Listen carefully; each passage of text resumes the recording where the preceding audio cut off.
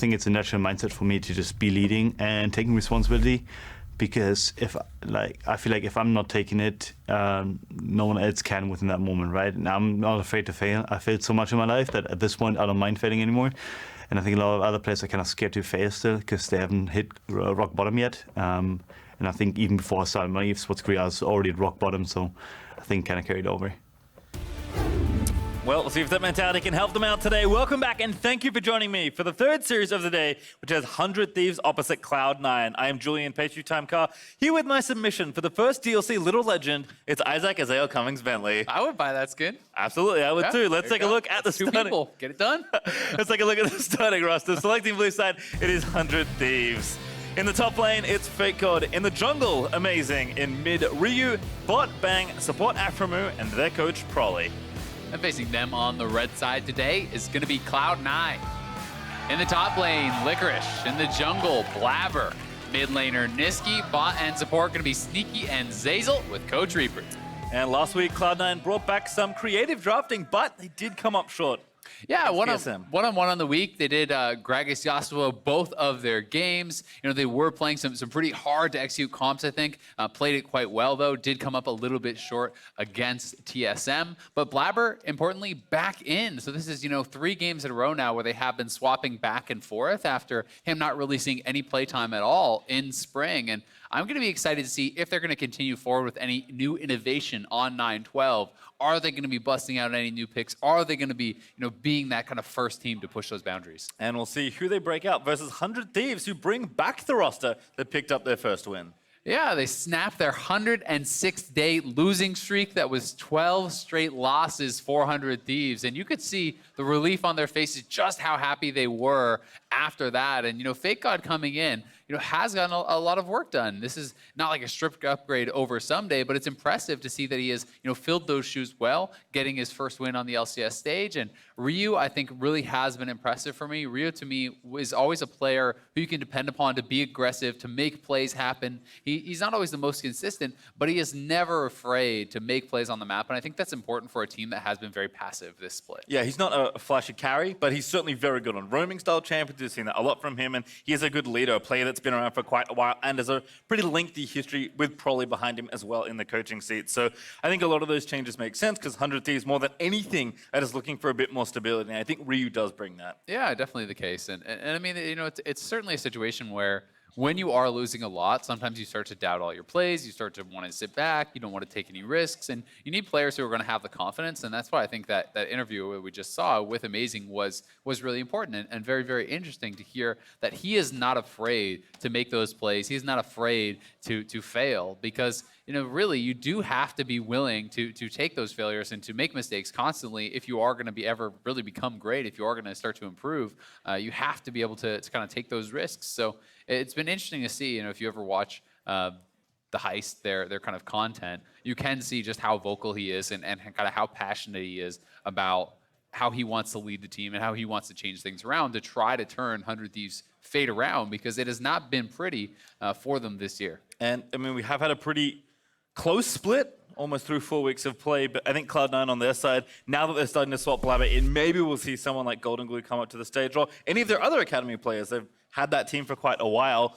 Curious to see, again, if Cloud9, now that they're feeling pretty comfortable where they are, despite the fact that it's close, I feel like they are getting reps in for their players. And this is a team that's always thinking, to the next stage. Like, when we get to playoffs, we want to be able to have a fully fleshed out 7-man roster. Yeah, exactly. Are they going to be able to make those moves, not only in playoffs, but perhaps internationally? Rift Rivals coming up next week as well. They will be part of that. So would have the opportunity to swap players around and give Blaber and Golden Glue potentially some international experience at Rift Rivals if they do elect to do so. But Cloud9 is always an interesting team to follow because I think that over the last couple of years, they've certainly been the team that is most willing to kind of take those risks and to fail sometimes while doing them because they have often found that it leads to the most success internationally is being willing to kind of play their own style, to play aggressively, to look for fights constantly. And that is something that they do really excel at.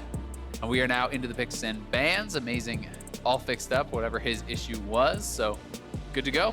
We'll see what happens here. And these first 2 bans, pretty fun here from 100 Thieves. Yasuo and Aurelia, get them out of here. taking some of the carry solo landers off the board. And Karma continuing to see red side bans here on 9-12, and Sejuani is going to join the pile as well. Yeah, Karma and Sejuani, 100% presence in LEC this week. Karma going from basically no presence there to every game picked or banned. It got some very big buffs on the patch, and you know, a lot of talk has been around, you know, are we now kind of heading back towards Ardent Sensor meta? Are we heading back to tanks in the top lane and these hyper carries being buffed up by these shielding supports? Thus far, we haven't really seen too much of that, but it is something to keep in mind, and no one is really willing to give over Karma, who at this point can be played in a lot of different roles. We even saw it playing, you know, bot lane farm in EU, so theoretically it can play 4 roles. You can play top, mid, support, and bot as a farmer. It's pretty insane. And Sona and Yuumi going to round out the bans there to take more supports away. So Aatrox left wide open, but we're starting to see a lot of these very powerful solo laners just kind of left up, and Cloud9 will also take Akali quickly for themselves. We've seen both Licorice and Nisqy be effective on that champion. Yeah, going to be interesting to see where they do swap that around. Aatrox feels like it's almost only top lane these days, so certainly expecting that to go up there. Tahm Kench locked in here pretty early, despite some of the changes in the patch. A lot of people thought we're going to be pushing it kind of more out of the support role and more out of pro play. It already didn't have a super high presence in NA. You know, last patch, it was mostly just Olay playing it, so now getting a little bit more popularity, and this could be, you know, kind of hinting towards the fact that Cloud9 want to play more side lane. Tahm Kench is so adept at actually enabling those side lane strategies. TF would make a lot of sense alongside that. If you are going to be playing heavy split push, looking for towers, looking for 2v1s, Tahm Kench is the best support in the game, I think, to really be able to kind of assist that sort of a strategy. Okay, and Ashe here, kind of a throwback for Sneaky, but a pick that I think has been picking up a little bit more speed. Xayah, Rakan on the other side there for 100 Thieves, so Cloud9 already know what they're playing up against there. Yeah, and I quite like the Ashe because we've been seeing this as kind of trend where a lot of people, you know, if they are going for things like Tahm Kench, you know, and Aatrox and Akali and these sorts of champions, they do end up in a situation where they're lacking on engage, right? And this is some of the strongest engage you can get from the marksman role. So Ashe versus Sneaky, gonna give them that crystal arrow, the ability to look for picks. Also, obviously, the scouting from the Hawkshot is so big in those early levels. Being able to try to track Amazing, keep eyes on what he will be doing is going to be important to keep these lanes safe. But on the other side, Bang and Aphromoo, the Xayah Rakan, certainly some explosive engage, strong laning 2v2. And we did see in their first win, Bang was really kind of stepping forward and playing a lot more aggressively on the Lucian, did start to look better there. So will be interesting to see if they can replicate any of that success. Well, ban's almost done here in phase 2. Xayah as the first for 100 Thieves, and then Elise and Nico out of the way there for Cloud9. Last ban is Zilean. So keeping some of the Kindred Zilean possibilities off the table, or just taking a good utility pick away from Nisqy. Yeah, very interesting. You know, we'll see whether they are going to be actually saving their solo for last. You would expect it to be the case. J4 would make a lot of sense. Again, additional engage, something that you can look to be fairly strong in those early levels, builds well into tank, which it feels like most of the junglers are doing these days. Cinderhell Conqueror J4 is pretty powerful. You do also have the option of going more for the Electrocute Black Cleaver Warrior style of build, but that feels like it is falling off as people are looking for more of that consistent front line. And J4 is kind of a little bit of a middle road where you can have some power in your early ganks, but still act as that front line later on. Feels positioned well here in general. Already banned Sedge and Elise. It blocks Olaf, and just a good solid pick for Blaber to take there. Is Viktor going to be the lock-in there for Ryu? Certainly someone that has often stuck to his champions. So there have been a lot of roamers and control mages. But of course, one more pick now for 100 Thieves to round things out. Seems like Amazing needs a jungler. So things will tick down. Ivern is, I'll go with probably not, but we'll always wait and see. It's going to be Gragas instead. Okay, yeah. Ivern would have surprised me a little bit. We are going to get the Gragas, which certainly does have really powerful ganking. Can also be used as a pretty good answer to Tahm Kench. A lot of people like it because when the Tahm Kench devours up a carry, you are able to throw out that ultimate and displace both the Tahm Kench and the carry. Something you have to remember, though, is on this patch, you can actually jump out of Tahm Kench's belly defensively a little bit faster. So there is a smaller window there, and we're going to get Sylas as that final pick here. 9-12 Sylas, not something I expected to see. Yeah, Sylas really kind of fell off in pro play very hard this week as far as presence. There were some massive nerfs that actually came through, mostly targeting the wave clear. So you can expect to see Sylas having a lot more difficulty pushing out those lanes, and that is one of the biggest strengths that he had in Pro previously, was that with the Q-Max, you could shove out the lanes, roam to the side lanes, group up with your jungler, look to create pressure in those ways. Nisqy is going to have more of a difficulty doing that. That being said, he will still be, a strong team fighter later on in the game. He's still a good skirmisher, but I do think Viktor is someone that could keep you maybe pinned under your turret. Yeah, I'm very curious to see how Sylas lands out, because big nerfs coming through in this patch. See what happens though. Coaches will shake hands and we'll let the champions do the talking on the Rift, I think. But Cloud9 ever want to be creative, deciding that, you know what? We saw the Sylas nerfs and we thought they're not that bad. We'll see if they're right here up against 100 Thieves. Yeah, we'll find out. I mean, it went from 100% presence in the LEC down to only a couple picks, no bans at all. So people are still letting it through. Not the most impressive of ultimates to actually steal away from the other team, but things like Viktor ultimate can still be quite impactful. The Aatrox, if you can get that reset, you can look to be that kind of pseudo frontline alongside the Jarvan. So certainly possibilities here for Nisqy. And we get to see 100 Thieves continue their momentum. We'll find out in just a few moments. Cloud9 still looking like one of the stronger teams here in the LCS. I'm sorry to say your cheering this time was for naught. Oh, never mind. They seem even more excited, like, fun, yeah! All right, so we'll let you know what's going on here as soon as we have more information, but just a respite here as teams have a chance to think a little bit more through the draft. Maybe Sylas was more surprising than expected. Yeah, certainly possible. But Zeyzal, he actually was the one who paused, so we're going to get that fixed up. Whatever his issue is, will be getting addressed by the refs immediately, and hopefully we'll be able to get right back into game very, very quickly here. But yeah, certainly Cloud9 looking to bounce back after their loss last week. Still, sitting up at the top of the table, looking like a strong team thus far, and wanting to ramp up into Rift Rivals next week. Teams certainly have a lot of expectations being placed on them by the North American fans. People want to see Cloud9, TSM, TL all performing their best as we do head into Rift Rivals. I mean, that's starting on Thursday. It's very, very close here. All right, we'll see what happens. But before we get into any more action, we are going to throw it down to Ovally, who's got a sideline report. Thanks, guys. Probably we saw the team pick up their first win last week. How did that affect the team coming into this one? Yeah, there's no crying, or as much crying, I guess. But no, really, I think it was pretty healthy for us, like, to kind of find some kind of tangible success, and not just in scrims. So it did give us a good, like, kind of roadmap for how we want to play the game, what identity we want to take, and that there's some success behind what we're doing. Team feeling confident coming into today then? Oh yeah, feeling good, feeling great. Awesome. Well, best of luck to you and the team. Back to you guys. Thank you, Ovally. And again, probably, I mean, it does make a difference, right? You can only say, oh, we're doing well, but we're just not executing, but it still feels good to win. Yeah, I mean, especially when you're on a 12-game loss streak, that is very, very rough for anyone's mental to withstand.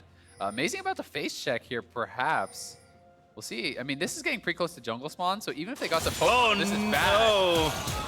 This is the stun, but Licorice going to follow up. Flashes everywhere. Licorice still going to chase it down. Needs one more Q, but I think Amazing's got enough. The last Q not going to kill him.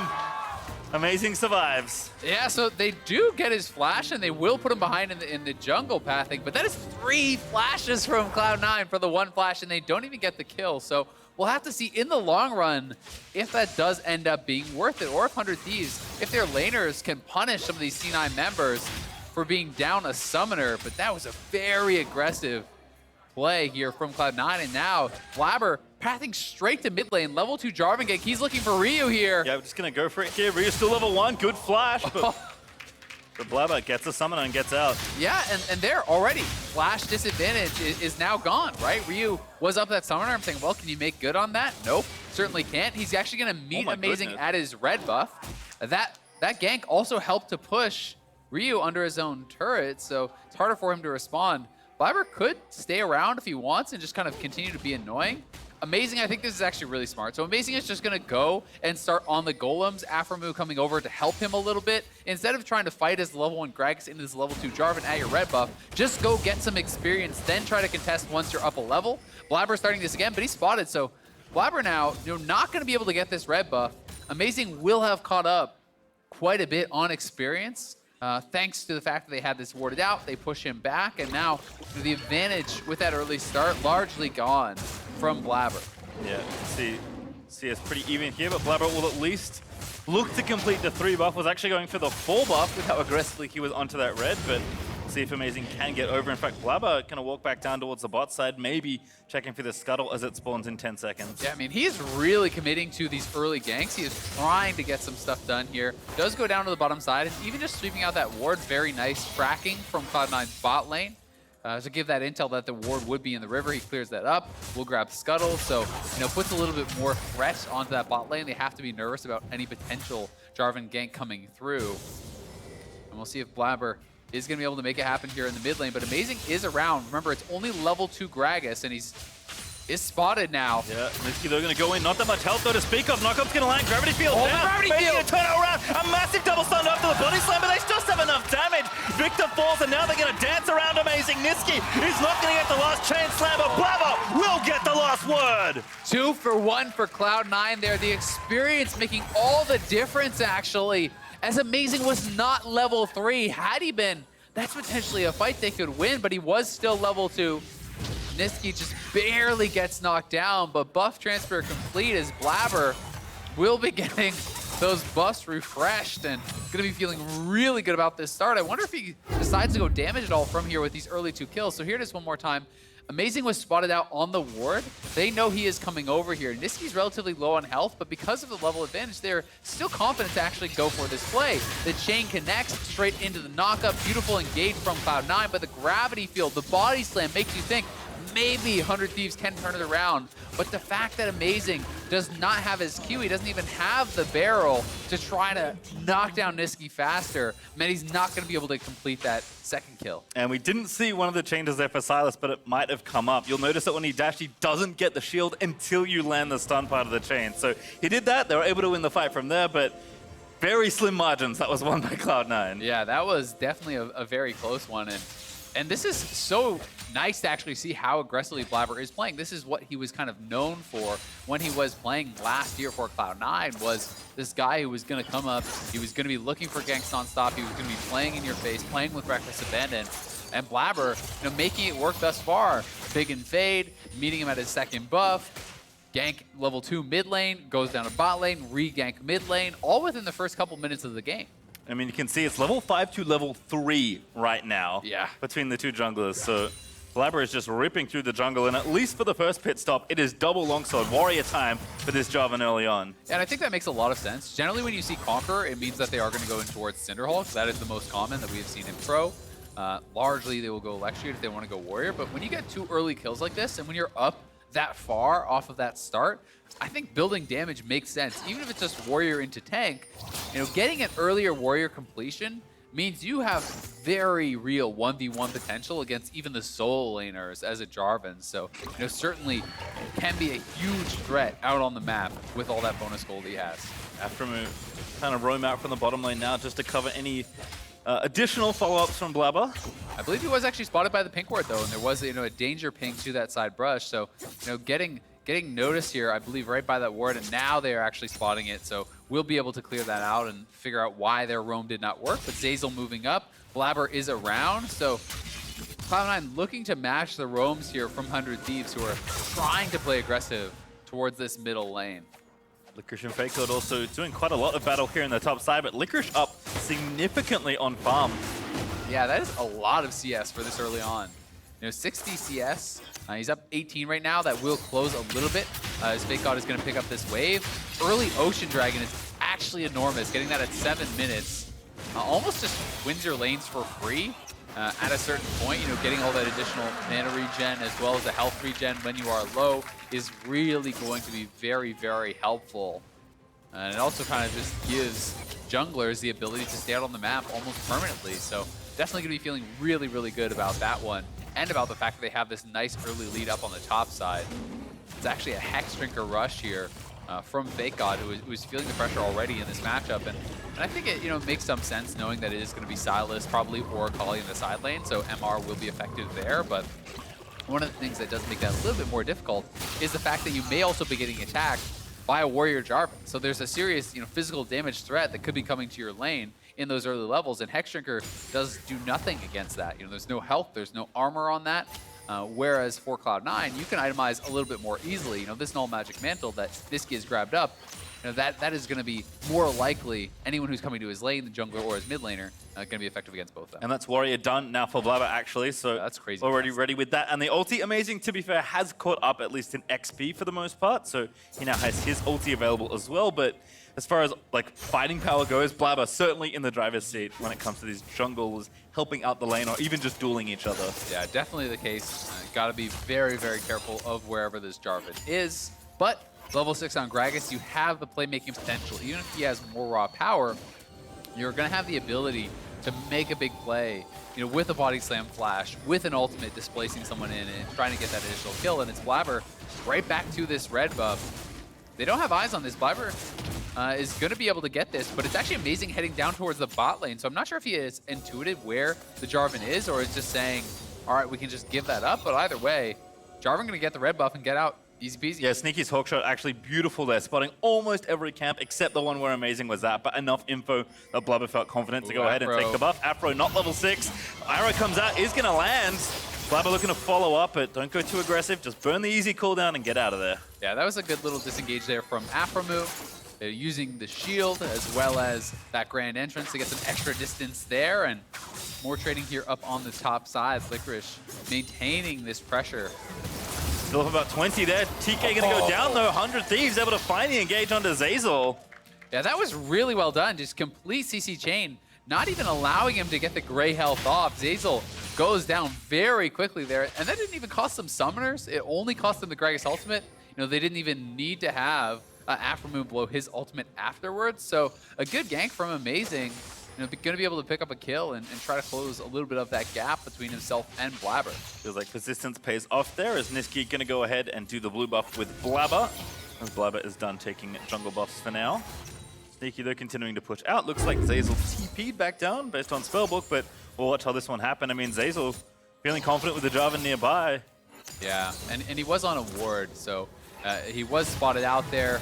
Easy engage right into the grand entrance. That was just perfectly timed. Really, really nice gank coming out and follow up from Aphromoo. And no overcommitment. There's no kind of panic there that they have to drop the quickness, that they have to drop any of these other ultimates to really secure it. And well done. Going to be able to grab a kill back for themselves. Keep the game within reach. Certainly Cloud9 still looking very good, though, in these early minutes. You know, 1,500 gold ahead, and largely thanks to Licorice, who's looking for the solo kill. Stun lands. Licorice has the second charge of the ulti ready, but with Blaber and Nisqy roaming up, looks like Rift Herald's going to be the play instead.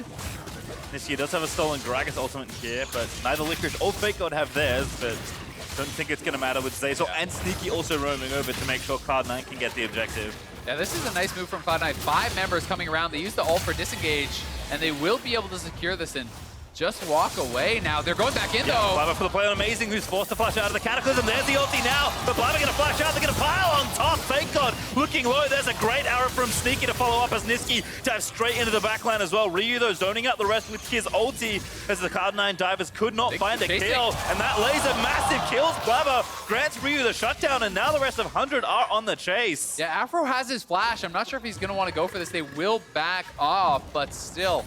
Getting a shutdown there, very nice for Ryu. Cloud9 do come up with the Rift Herald though, so they will have the possibility to try to go for first turret. Now they're gonna get a kill here on FakeGod. One into stasis he goes. Zeyzal gonna roam back up. That's Amazing dead as well. Cloud9 turn it back around for the double. Yeah, Cloud9 laying a trap there. 100 Thieves just assuming, I think, that they had gone back to base, and they are punished for that. Sneaky gonna have to flash away, as Aphro did look to engage here, so they do get a summoner there, another small win.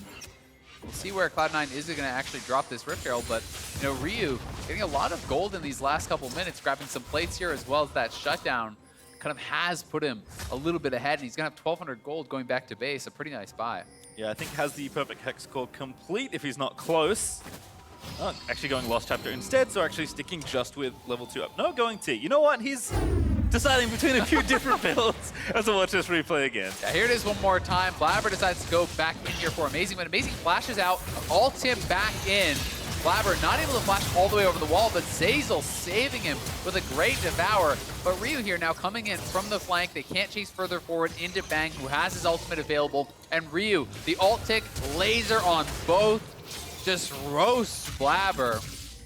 Nice play there on the Viktor, and then this is just a really smart little move here from Licorice. Sneaks around in the bush. They are assuming that he baits, so that is why they are looking to actually just reset this wave that is pushing towards their opponents, and instead of getting that easy reset, Licorice lays a little trap, Zeyzal ults in, they get 2 easy kills, and now pushing potentially for a first turret up here on the top side, but that turret is fairly healthy. I think it's just going to be the plates, and FakeGod may be able to defend it after that. Yeah, Licorice has a Gunblade, but with the rest of 100 roaming up to defend the Herald, that is actually just for the plates there for Cloud9. Still a worthy investment.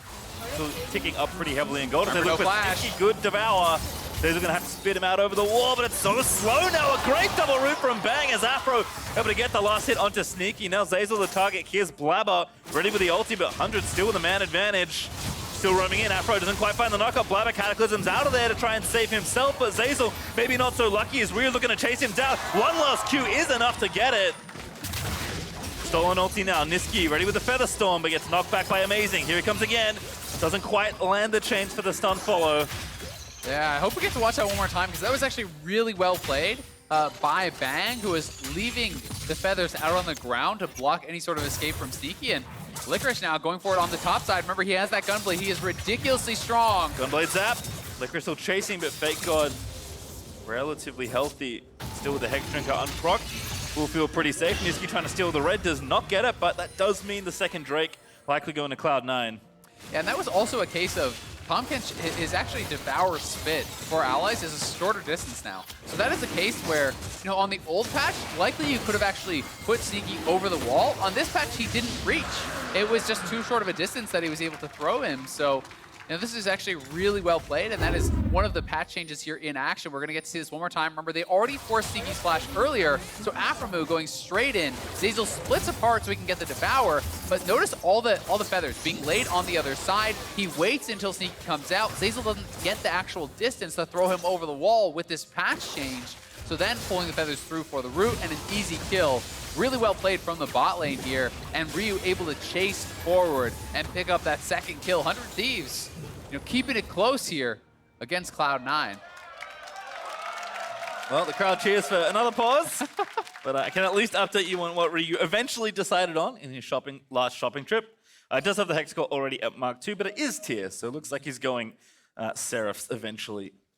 Yeah, it's pretty atypical to actually grab a tier this late. You know, as not an early buy is pretty interesting. Most people are just going Ludens, or you do see some things along the lines of like a Banshees against pretty AP heavy type teams. But he is going to be going more of a scaling build, and it will give him a lot of safety alongside his Q shield when he does actually stack it up. But you know, we're at 15 minutes into the game, and he has 100 charges out of the 750. So it's going to be quite some time before he actually does get that Seraph's completion. To really kind of get that power spike out of it. Well, there's Aphromoo that paused. Once we have more information, we'll let you know. But with any luck, it's not going to last too long here. It's been a pretty action-packed 15 minutes, I have to say. Yeah, it really has. Both teams kind of going right at it, willing to play very, very aggressively, and neither side backing down just yet. Certainly those 2 kills to Licorice up on that top side with that trap he laid. Really beneficial for Cloud9 because Licorice was already winning lane. He's up 26 CS.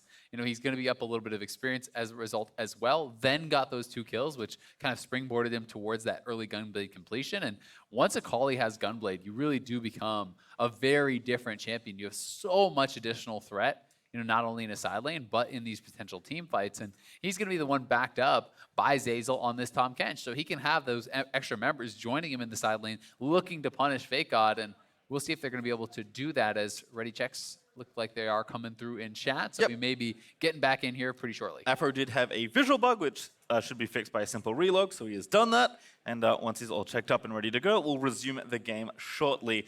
It is funny to me, though, we already mentioned Blaber again, kind of the new player in, if you will, at least this game for Cloud9, as they are looking to expand and experiment with their roster once again. I feel like we've seen both halves of Blaber this game. He's always described as a player that just goes in no matter what. They do the brain check at the start of every champ select, and I feel like Blaber fails because his teammates always tell me that he just doesn't play with the brain on. But the instinct and the aggression does pay off a lot. And we've seen that work in the early pathing. We've also seen that last engage that maybe that was a step too far. Yeah, it's certainly possible. I think he's played very well thus far, though, and you know, has been, I think, as much as people like to joke about the brain check, I think he's a smart player, and I think that, you know, he has great instincts, and it's always going to be about then tempering that aggression and being able to find, okay, where is the correct balance? What is that fight you do want to go for, and what is the one that is too risky? And making those judgments can really help to make you that extra step and really become a truly elite player, because Blaber has been very good for how little time he's been around in the LCS, and now he is looking for this trap. Could potentially go for amazing. Aphromoo already popped the quickness. What an arrow from Nisqy there to stop that all from happening. Blaber though going to get knocked up on the other side. It's amazing. Ulti almost enough to kill him, but Zeyzal with the power. Maybe able to save him. FakeGod down. That's the reset. The Aatrox ulti needs. Now Zeyzal going to get jumped on as Licorice tries to dunk on Aphromoo. Flips back and able to get that kill for the shutdown, but he can't make it back over to the Shroud. He gets knocked up. He gets killed, and 100 Thieves win the fight. Yeah, 100 Thieves coming out on top there. 3 for 1. A big win for them as everyone comes piling in down to this bottom side, and FakeGod getting the reset, getting that passive proc here on the Aatrox. Very, very big deal, and that will get him to his Black Cleaver completion. There's a great initial arrow, though, from Nisqy to actually stuff the engage on Aphromoo. Quick reactions there from him, but not enough to help them win this fight. Yeah, Cloud9, they try and go for these dives. Again, starting off well, but 100 Thieves finish in style. Yeah, Nisqy rejecting the initial engage very, very quickly, but the TP already coming through faster from 100 Thieves. You can see FakeGod already in the fight here, as Licorice does have his complete, and we are going to jump back to live. I see flash down for Ryu, so I'm going to assume that there was some sort of a scuffle over by that blue buff. Nisqy wearing one, not sure if that is a stolen blue or not, but either way, two teams sitting quite even in this game, only a couple hundred gold separating these two teams. Double Ocean on the side of C9, but I always kind of look at that more as an early game dragon.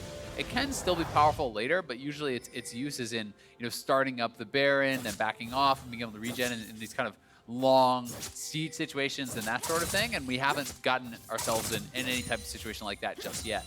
The next dragon, though, is going to be very universally powerful. That Infernal coming up in 2 minutes, I certainly think is something that both teams are going to be wanting to fight for, especially with Blaber going, you know, full damage. The Gragas is building AP as well, so both sides have 4 members who can really make use of that Infernal.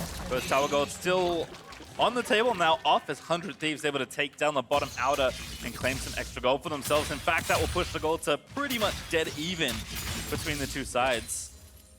Yeah, very, very close game here. 100 Thieves making C9 work for it very, very heavily. C9 heavy favorites coming into this game, certainly. But 100 Thieves playing them even, and I think it's been a bit of a day of upsets, or at least a day of very, very close games. You know, TL played closely by Golden Guardians. Certainly that one could have gone either way. Then Optic taking down TSM. You know, they are tied in the standings, but an upset on paper too many. Again, here we have 100 Thieves, and it's just kind of showing us just how hotly contested the LCS has been this split. There was a 6-way tie for first coming into this week, and it's been a pretty exciting summer split as a result. It feels like anyone could beat anyone. Might be a 6-way tie at the end of the weekend, too. Maybe. I guess we'll find out as gameplay continues. 50 seconds till that Infernal Drake you mentioned is up and available for the taking. Licorice also working on Cloud9's first turret, as top outer is the most vulnerable. Yeah, you can see double QSS already completed 400 Thieves bot lane. So, you know, Aphromoo wanting to have that playmaking potential, not wanting to be able to be stuffed by any potential arrows from Nisqy.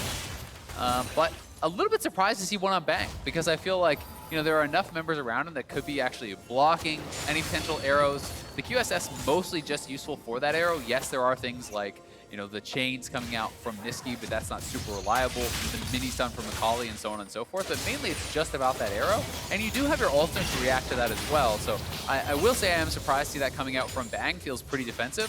But from Aphromoo, it is going to allow him to actually go more aggressively into the team and use that QSS to get him out of any potential Ashe arrow and get that ultimate through the entire C9 squad. Yeah, I mean, apart from the QSSs, there are a general lack of cleansers here for 100 Thieves. So certainly a well-placed arrow could start the fight off right for C9 as Nisqy actually stolen the quickness, but zips out the attempt initiation. Now he's going back in. Arrow's there, but it is going to miss. Amazing though. Still on the front line, going to get exhausted. Blaber following in with a dunk, but Aphromoo able to quickness him off as FakeGod dives in, but gets devoured by the Tahm Kench. His ulti needs a takedown to get something done here as Licorice dives straight into the backline. Perfect execution. Able to take down 2.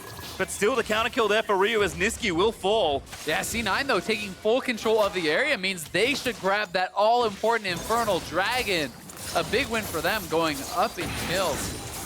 and also grabbing that Infernal. Going to be feeling very good about that. And this time that FakeGod entering the fight was not nearly as impactful. Zeyzal was able to actually get a full devour on him very quickly, shut down really much potential that he had in the fight. And something worth pointing out, that's a stinger on Nisqy. So he is looking for a very interesting build. That only builds 2 items, correct?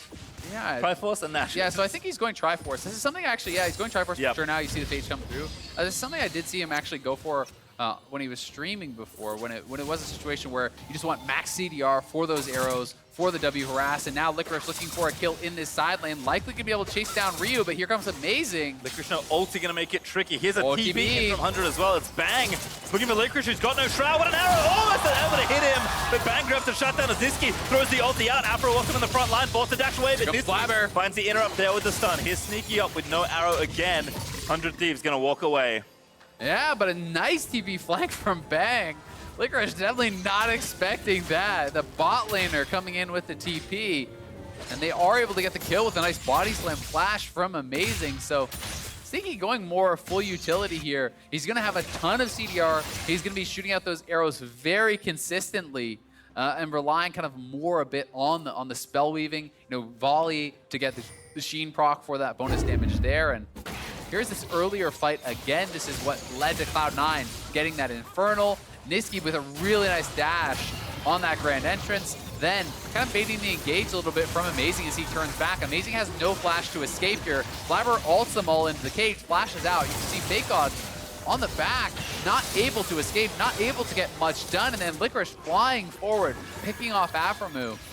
Does result in the 2 kills, and here is this one more time. Ryu trying to kite this out, utilizing Q for the move speed as well as that shield. But here comes Amazing, the TP arriving in here from Bang, and then track Amazing. The body slam flash to actually interrupt the shuriken flip right here. Beautifully done. Gets the kill. Then as Nisqy arrives, throws the Gragas ultimate, knocking Amazing back into that turret, but enough members from both sides are there, so they have to kind of back away. God, a flash in mid there for Ryu. Do not want to get devoured by Zeyzal. So he's forced to burn the summoner to stay alive. Cloud9 continuing to apply pressure, but again, the game is close as teams are trying to crack open mid and have been very much unafraid of looking for opportunities to make picks here. Sneaky again, not ready with the arrow. Must have been used earlier in mid to potentially take down Ryu. Yeah, likely what allowed Zeyzal to kind of close that gap to potentially get the devour. I certainly hope so. Yeah, you'd hope that Ryu didn't just let him walk up to him and start autoing him. But 100 Thieves grouping up here around the mid lane. They have the side lane pushing right now. You can see Licorice has actually gone over to the side to kind of answer this wave right here. So, they are now utilizing this to try to just walk up and take down this mid lane turret, and they're going to be able to get it no problem at all. Nisqy is making the roam to kind of group up with the rest of his team, but he has been spotted out. And 100 Thieves will maintain control around this area. They're going to send FakeGod down to bottom lane to defend that tier 1 from Licorice. But Cloud9, not in such a dominant position any longer in this game. It really just is those neutral objectives that are getting them the edge. But the Triforce now coming through here for Sneaky, so he's going to be on 40% CDR. The arrow cooldown going to be only 54 seconds. So every 2 waves, you can start shooting those out. With a build like this, you want to see people aggressively fishing for those arrows. You don't want to just be kind of sitting back and playing it passively, or you're not going to be getting the most out of that CDR. And also, you also have to remember that you're going to be getting the added benefit of having a much lower hawk shot cooldown. So that's going to be pretty helpful too for additional scouting. Making it even tougher for 100 Thieves to do anything like trying to sneak Baron. Yeah, and again, there was a reset, so Cloud9 went back after 100 Thieves. Really nice map moves to give them mid-outer, but now they've taken their back, so Cloud9 back out on the mapping. Currently clearing vision around the Baron. Everyone, though, has returned to the Rift. And 100 Thieves back out, ready to apply pressure. Now it's their turn to sweep out the vision, use the gateway they've opened up in mid to get a bit more map control. As Cloud9 right now trying to split the map pretty far, anchoring the duo plus jungler into mid lane just to try and pressure mid, while Licorice and Nisqy are off pushing side lane.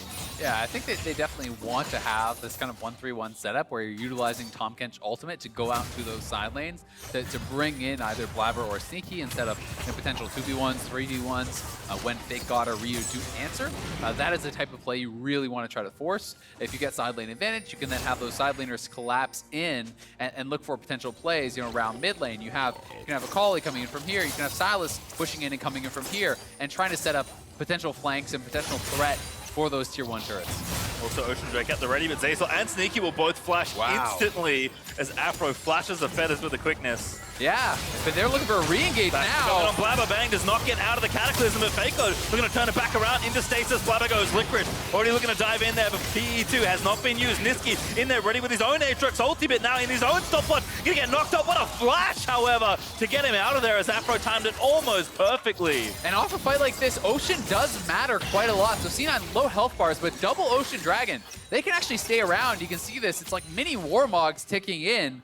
They're actually going to go for a third Ocean, so they will be able to stay out on the map pretty much indefinitely. 100 Thieves are going to be having to make sure that they finish off these kills. Otherwise, you can't even count on C9 needing to reset whatsoever. So, big skirmish back and forth. I would say 100 Thieves is coming out pretty heavily the favorite there, as they got 3 key flashes, both bot laners as well as Nisqy do end up using their flash, and really all Cloud9 got out of it. And it was an ultimate or 2 and the heal from Aphromoo. Yep. Get the Drake, I suppose, as well. Now up to 4 total elemental Drakes, but still struggling to have enough map control to really effectively 1-3-1. Ryu going to make that even harder as he takes down the top outer, and 100 Thieves are the first team to take 3 towers. And suddenly we may be seeing, part of kind of those patch changes with the reduction in wave clear, right? If you are slower to push it out, well, that looked pretty fast, to be fair. With Ludens plus Protobelt, you are able to kill at least 1 wave very quickly. But without Protobelt active, it may take you an additional round or 2 of spells to be able to knock down full waves, to be able to actually push this out. If you are taking a lot of time to actually push out those waves, it makes it more difficult to get control of the side lanes, to be able to make the plays on your own terms. So Cloud9 going to be fairly dependent on those side laners to really make a lot happen, or on Nisqy to make something happen with the Crystal Arrows. But we haven't been seeing him fire out too many of these. It has felt like he's had this 40 CDR for quite a long time, but not really fishing for it just yet. Is likely building towards an IE here and probably going back towards more of a type of standard build. Wouldn't be surprised to see IE into some sort of a Zeal item and kind of end up with a pretty normal Ashe build with kind of just the addition of that Triforce for the CDR. Yeah, only an extra Triforce in there. I mean, it's an effective item, it's just an expensive one. That's true. Especially along with IE, it might take a while to get there. Also, Amazing is now finished. Another item after his Jungle Enchant. Actually does have the Zhonya's all finished up. So again, gold looking pretty even. Yes, Cloud9 have a lead, but anything under 1,000, especially at this point, really isn't much. So we'll continue to see the teams play mostly for around this Baron. Cloud9 still trying to crack one of these other lanes, either the outer turret in bot, or more importantly, the one sitting there in mid. But 100 Thieves doing a great job just defending, catching waves, and then taking their opportunities and finding their fights when they need to. In fact, Blaber, is he too far forward here? Buffing through there, TP in, gonna lock one in, but Ryu forced to flash away. Here comes Zeyzal once more. Licorice instantly in the back, he's gonna try and take down Ryu. Into the shroud he goes, he gets the kill. Over the wall, he needs to go, but does get shut down. Yeah, 2 for 1 for 100 Thieves, and they still have their jungler on the map here. They're gonna look for it. Bang looking in, good arrow, great QSS! Zeyzal now gonna get knocked up, he switched to spell, a cleanse with the spell, but it does not matter. Make it 3 for 100 Thieves as they're straight onto the Baron. This is Bang, the Captain Jack QSS flashing over. You couldn't even see the Crystal Arrow as he got out of that immediately, and now FakeGod, he can just chase Blaber, who has no flash. Stay over there, FakeGod, you were doing the right thing. Nisqy again goes in, Blaber into the pit. They need to kill him ASAP. The Baron is dead. Bang able to kill him before he can get into Nisqy. smite range. So now Nisqy gonna get cut down as well. Make it Baron and an ace for 100 Thieves. 100 Thieves getting so much off of that, and Bang at such a strong point in the game. C9 want to make a play here towards Ryu, but they are spotted out. The initial engage, pretty strong onto Ryu, but flashes out, has the Seraph completion. Look at the shielding on Ryu. Bought him a lot of time, and then Amazing did a great job. When Licorice shows, watch this, body slam, ult, the grand entrance as well from Aphromoo. So Licorice has CC'd 100-0 as soon as he showed for a split second. Then Bang flashes in Captain Jack QSS on that Ashe arrow. And they are going to be able to take down the Baron as well. And they are marching it down mid lane.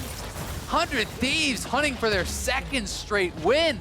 And against Cloud9, certainly again, a win worthy of the upset moniker as 100 Thieves crack the center of the base. This inhib will likely be forfeit as well, unless Cloud9 have some very spicy fight in them. FakeGod's going to get arrowed, forced to burn the world ender, might be enough to pressure them away as Licorice is trying to roam down and look for another flank. Yeah, he wants to get behind him, but Bang is so He's strong. so low. Xayah just playing frontline right now. That's going to be more than enough to clear out the inhib. Yeah, and we haven't seen these Ashe arrows just be that effective thus yet. And one of the problems with it, with this type of build, is how damn expensive it is. This is the most expensive 3-item build you could really do with the IE Essence Reaver as well as that Triforce. And meanwhile, getting that rapid fire, much quicker completion for Bang. He is at a much stronger point.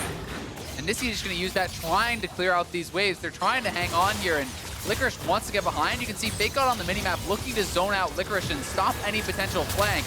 Just kind of posturing in between Licorice and the rest of his team. Yeah, Nisqy steals a Gragas ulti again to try and disengage him off the wave, but the inhib's ready. Ulti Nisqy out. 100 Thieves still continuing to pressure as Licorice does tag FakeGod, but 100 Thieves have done such a good job of shutting down this Akali. Cloud9 time and time again have tried to have Licorice make the play, and he's done everything right and still got shut down. Yeah, and I've been really impressed by how Amazing is playing around that. Nisqy now stealing another ult. Key to note, he's 16, so that is how he's cycling through these ultimates very quickly. He can steal them every few seconds. Cloud9, I think, saying to themselves they want to go here before the inhib dies, but those two Baron cannons and the wave in mid lane is going to be that. Going to be, yes, it is indeed too late for Cloud9 to defend. And now they kind of have to make their stand at that third and final inhibitor. You're just trying to buy some time for Seiki to finish that IE. That will certainly be a big buy, and he's going to be very close to it. Just needs the 425 gold for that item completion. Likely even has it on his character right now, as he does. So you're kind of just buying that time, trying to scale up, looking likely for a rapid fire or perhaps even a hurricane next. But C9 up against it. 100 Thieves playing a great game here, nearly 4,000 ahead. Some of that is equalized by the fact that there is the Infernal, and these Ocean Dragons will still be helpful. But the big problem is the lack of the inhibitors now for Cloud9. There's going to be so much extra pressure from these super minions coming down through mid and bot. 100 Thieves can go up to the top side, can have FakeGod ushering in these other minion waves, and really look to kind of seal the deal here with a third inhib, barring some great play from Cloud9, which would have to be a pick, it feels like, but they're just not able to find the key targets with the Ashe arrow. Now there's a Banshee's Veil on top of the two QSSs. Then you hit maybe a Merc Treads FakeGod. Like, it's really hard to find a key target with the Ashe arrow at this point. Yeah, you have to effectively hit frontliners at this point, which is not where you want to be going. And both the frontliners have Stasis Veil, right? So there's just not great targets. If you could hit Amazing at 100-0 before Zhonya's, that's probably your best bet. But that doesn't even necessarily guarantee you a teamfight win when Bang is this strong. Bang's on 4 completed items. Well, 100 Thieves will continue the siege. The Baron has dropped off, but no need to stray from the plan just yet. We can see Licorice on top of a control ward, looking for the flank from that brush. But 100 Thieves should know this. No one is answering this wave, and look at that massive wave coming in. All they need to do is sit here and wait for someone to answer. Once someone answers that big wave with double supers, now you push forward. So even though they didn't have vision on Licorice, the fact that no one's answering the wave gives you that information that he's looking for a fight. 100 Thieves able to push in here. Going to be looking for this final inhibitor turret here. Cloud9 have got to make their stand for this. They can try to wave clear and delay, but supers are coming in from mid and bot. They don't have a lot of time. Yeah, Arrow gonna miss, and the Nexus turret starting to take damage from the minions. Licorice forced to peel off over. There is no wave in top right now, so Cloud9 have 10 seconds to try and patch this up around the Nexus before they have to try and find yet another fight. Yeah, and Nisqy being pretty clever about stealing these ults and just try to use them for wave clear. They need to push out a wave, then go answer supers, then come back, and both the solos now are answering, but 100 Thieves are just going to step forward, and this turret's gone. Nice ulti by Amazing. Just pushes Cloud9 off from defending that turret at all. Bang also TP'd back. He bought a stopwatch just to make sure this fight goes their way. Again, Cloud9, you are running out of things to defend. Yeah, I mean, it's just such a dominant position for 100 Thieves. They don't need to do anything. It's Cloud9 that is up against it. 100 Thieves just needs to wait. Anytime someone shows, you step forward. They hit the super minions, you hit the Nexus turrets. And you kind of just go this back and forth. Here they are. Arrow again, straight to the back for Blaber, gets quickness, not gonna get charmed down, into the stopwatch he goes, Licorice again trying to find the time, he gets CC'd forever! It's Ryu able to take him down, now FakeGod's found the takedown, goodbye the rest of Cloud9, and Hollow 100 Thieves picking up your second straight win. Nisqy fighting desperately, but 100 Thieves still alive. That's the next kill. It's only 2 left now for Cloud9. But I don't think Cloud9 can do anything but watch their Nexus crumble as 100 Thieves get a rip through the next few towers and continue their little bit of momentum. It's enough to get an upset here as they'll just dive towards the fountain, dive under the Nexus, and take their win over Cloud9. And what a game from 100 Thieves. Back-to-back victories. Proactive play, being able to answer Cloud9, who was playing so aggressively, so well in those early stages. 100 Thieves, playing from an early deficit with that level 1 play where they were pretty far behind. Blaber very aggressively moving around the map, but Amazing had an incredible game here. And not only in being able to kind of manipulate his way back into the game, but also I feel like 100 Thieves played so well around the Akali. I think that was some of the best play I have seen in dealing with Akali in her Shroud in a really long time. Anytime it felt like Licorice showed for a split second, he was body slamming him, he was ulting him, Aphromoo was chain CCing him out of that. Licorice didn't feel like he had any room to breathe. I can remember at least 2 instances where I saw a dash from Akali being interrupted. For a champion that seems so uncatchable, looked extremely mortal in those team fights. So 100 Thieves, a great game. Amazing somehow recovers from that early game.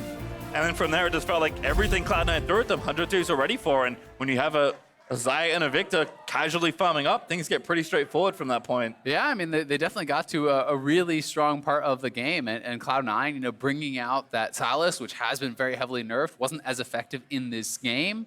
Nisqy trying a different kind of build there as well, going for the 40% CDR, but we saw 100 Thieves kind of, it felt like had the answers to everything at all stages. Nisqy was never able to find the great arrows. The ultimates being stolen from Sylas were never super impactful. 100 Thieves were just kind of answering every punch at every turn, it felt like, and once they got the Baron, it felt like all 100 Thieves all the time, they were able to cleanly close out this game. And that is something that very often teams at the bottom of the table struggle to do. They overpush or they engage when the supers aren't there yet and throw games away. But 100 Thieves close that out very cleanly, and that's a game they should really be proud of. Absolutely. As well as their carries played, I have to give credit to the veterans. For the new player on the team in Amazing, he played great given the situation. But Aphro, that's the Rakan I remember when he first debuted that champion on this stage. And I mean, I think that's the kind of game people were hoping for from Bang when they heard that a world champion was joining the league. A 3-time world champion was joining the league. So pretty insane to see, how well they stepped up in this game. Certainly so, but for more on another 100 Thieves upset, let's send it down to Overly, who is standing by with the victorious top laner and support. Thank guys. FakeGod, Aphromoo, congratulations on the win. This is the second win for 100 Thieves with this new roster. So FakeGod, I want to look at you first because you are going against Cloud9 and Licorice in the top lane, and yet you are still smacking people with Aatrox. So tell me about what the game was like for you. The game was just like I'm losing lane, and then team fights, we win the team fights. So I'm a lose lane, win game player, I'd say. I like that. Were there any nerves coming into today? Usually I'm just nervous before the games, and then when the game starts, I calm down a little, and it's usually a bit better.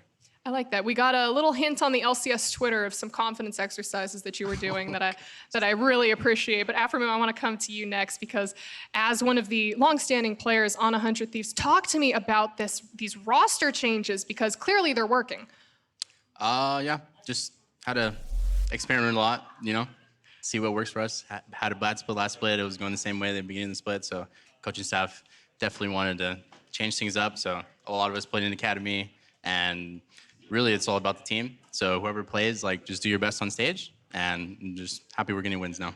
All right, well, let us a little bit in on the secret. What about this combination of players is working? Well, I think whoever's on stage, we will do well no matter what. I'm pretty confident in all my teammates, even on academy. And for the 5 that are on stage right now, I think everyone is just, giving 150% out there. And, it's just really exciting to play. It makes it fun. Yeah. Oh, I like it. Well, talk to me about FakeGod here. Pretend he can't hear you. Praises, things he could improve on. Well, Aaron's a god. I like it. He always plays with confidence out there and definitely isn't afraid to try things. And he's always talking. So it's really a lot different than solo queue players. When you play with them, they're a little scared, once they come up on stage and stuff like that. But Aaron does that really well. I like it. That's high praises, in my opinion. Well, talk to me. For you, what was it like for you joining the team and meeting all of the, I guess, starter players of LCS? Well, I had some familiarity with them last split, and then, but we weren't like really, I didn't like really know them, I guess, because it was just like Academy and LCS, but now it's like everyone's swapping around, so I get to know them as like teammates and players, and that makes it a lot more fun to play, I guess. Was there anyone out there who maybe gave you the biggest lesson that you've learned so far? I'd say Jungle Juice. He's one of the coaches. He was it's like strategic analysis or something. But now he's like part of like the main coach staff, I guess. He helps me a lot by flaming me every time I do something bad in scrims, and I always get a lesson from that. Well, guys, I just want to look to you both. Aphro, maybe we'll start with you. Is there anything that you'd like to say to the 100 Thieves fans who were a little nervous at the beginning of the split, but now maybe building up that hype? Hey. That's it? All right, sweet. Well, hey, there you go. Anything to add to that lengthy speech? No, just same thing. Sweet. Well, you got double haze over here from us 100 Thieves fans. Guys, congratulations again on the win. And to break down that win, let's hear from the State Farm Analyst Desk. Thank you very much, Avli. On a day where all of the focus was placed onto the matchups between first-place teams, we completely overlooked, to a degree, the possibility of 100 Thieves upsetting Cloud9, but they've done it. And that's their second win in a row now, if you consider their Sunday win from last week. I'm just in shock. This 100 Thieves roster at the start of the year, we were thinking, where could they possibly end up struggling so much? And suddenly, with the introduction of Amazing and now FakeGod in the top lane, Rio in the mid lane, suddenly they're now taking down the team that was tied for #1, that was looking like the best team in LCS besides Team Liquid? Yeah, I mean, what? The draft was something I think a lot of people are going to look at and say, oh, they're using Sylas, he sucks, and you shouldn't play him, but their whole comp makes sense. It's an Ashe initiation with Jarvan diving in. You have an Akali and Sylas tag teaming a backline together, and even if he's nerfed, at least playstyle-wise, it still makes sense. Right. And they lost. It was not a pick problem. They got outplayed a lot of times. You see the body slam there, stopping Akali from getting back to her shroud. You find all these engages that either get countered out or they find their own good engages. I mean, the Viktor was able to live for so long in these fights and dropped so much AoE damage on the Akali when she dropped into her shroud. Like, it was a really good performance by 100 Thieves. Yeah, both of you had called TSM to win over Optic and for Cloud9 to win here over 100 Thieves. Which result do you think is more surprising? The Optic win with a sub or this 100 Thieves win over a very strong Cloud9? Hands down 100 Thieves versus Cloud9, because 100 Thieves was pretty much tied for last place, and then you've got Cloud9 fighting for first, whereas we've got Optic versus TSM, two teams contending for first place. Optic was undefeated last week.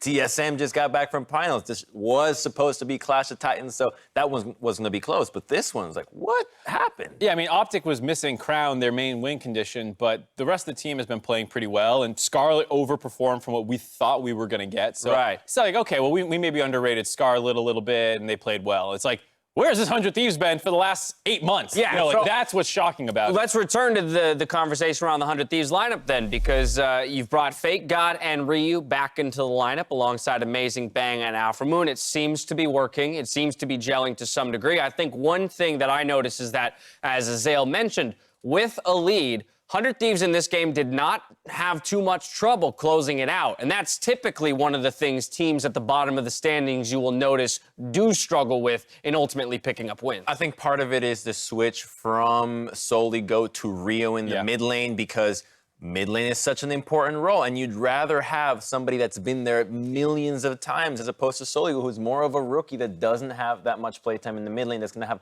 a harder time closing out games because he has not been in the positions to get leads and try to close out. Yeah, I think it's two things. Aphro sounds like he doesn't want to talk about what's working or not working to throw shade at people, but I think this is so much more proactive. Someday, as good of a player as he is not like turbo aggro all the time. And FakeGod makes mistakes. He dies more than Someday ever would.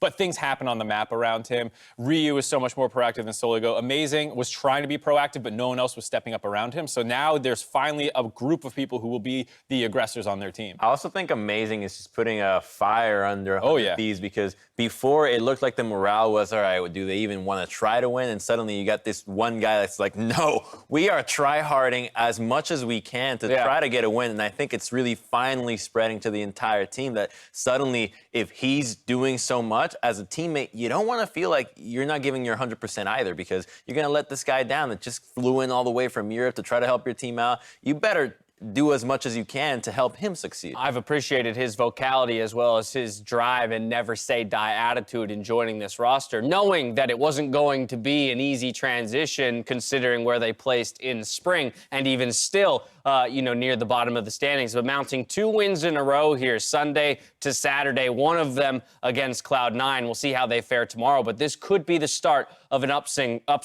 for a 100 Thieves squad. On the other side of the break, we've got Ruin and Counterlogic Gaming facing off against Viper and FlyQuest. If you'd like to zero in on that matchup, click by click, check out riot.com/ProView, where player POVs and a host of stats await. See who comes out on top after the break.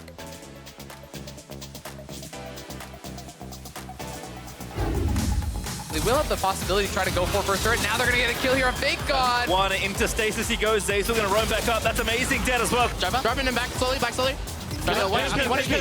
Jarvan reset. Nice. Heal back. W. Here's a TP from 100 as well. It's Bang. Looking for Licorice, who's got no shroud. What an arrow. Oh, that's able to hit him. Yeah, watch me. I can flash. Okay. Sure. That's crazy. Nice. You're crazy, dude. That's Bang, actually. Yeah, Bang. Hey, we can dash. Let's go. Licorice again trying to find the time. He gets CC'd forever. It's Ryu able to take him down. Now FakeGod's found the takedown. Goodbye, the rest of Cloud9. And Hollow 100 Thieves picking up your second straight win. Bang is good. Whoa, Bang is insane. I'm top one. 2 times. The tower. Whoa, championship. Congrats, Kim. You got your own car with your own insurance. No more driving that old hand-me-down. Did you trade it in? My parents handed it down to my little brother. You ready? Yeah. Surprise! No, not beige Betty. You guys can't do this to me. Seriously? My car is like a rite of passage. How do you expect me to drive this? Just turn the key and it's just Some of this. It's automatic, dual cup holders. Go with the one that's here to help life go right. State Farm.